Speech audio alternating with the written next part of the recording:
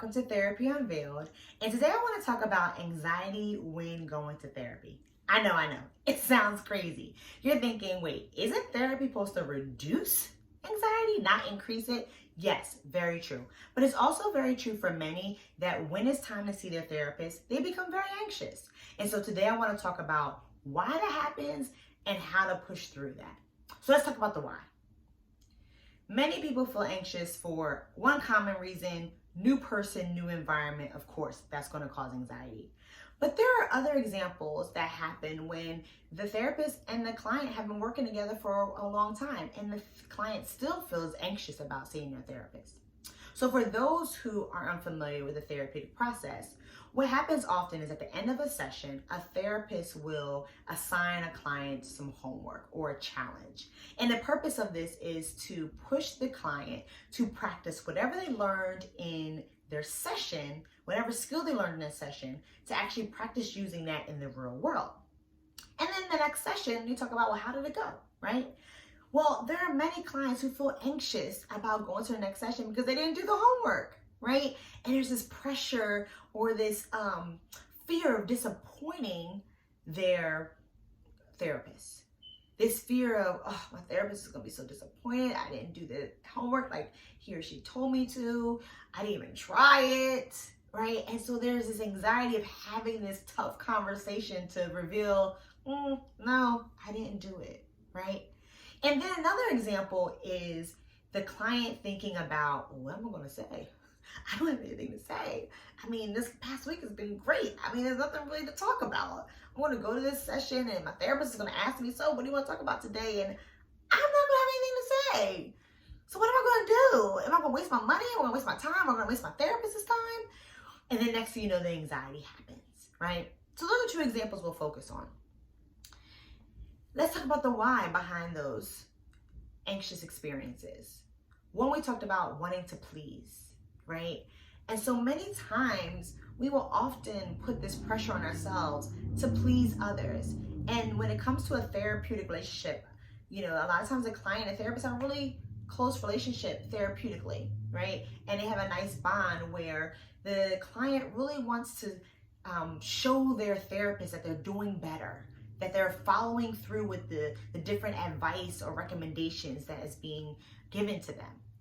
And so when they don't do it, it's this pressure of like, oh, my therapist is going to be so disappointed. But let me tell you, the reality is we're not. We're not disappointed. We already know your situation. We already know how you function. So we know whether it's going to happen or not. And we also know your lifestyle based on our conversations. And we also recognize that there are going to be challenges in that. So the best thing that you can do is bring it up in therapy and say, look, no, I didn't do my homework today.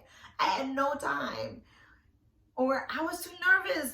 I just got back in my routine and it just seems too hard. I didn't even try. I'm not even last. I didn't even pick it up. I didn't even look at it. I didn't do it.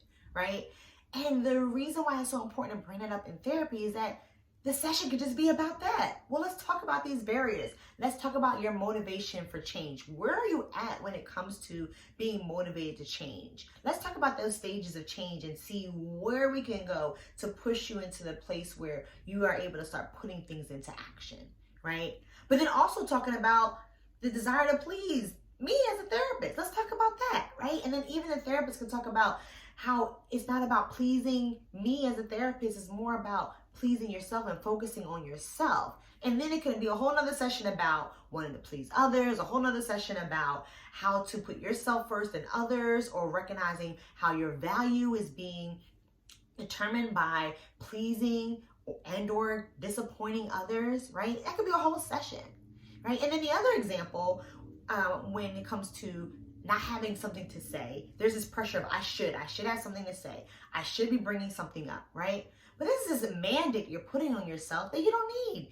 If you're at this point where for several weeks you haven't had anything to say, maybe it's time to reduce the level of therapy because you've been making progress, right?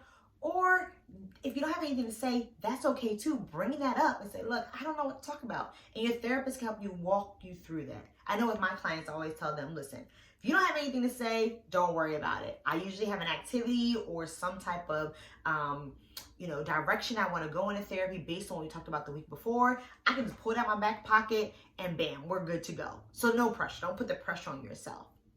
And so when this is all happening, if you're feeling anxious about seeing your therapist, bring it up in therapy. That's what therapy is for. Be honest.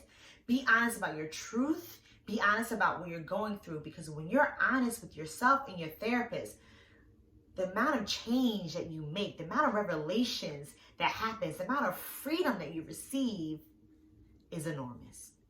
And so until I see you guys again, be safe, speak life, and be bold.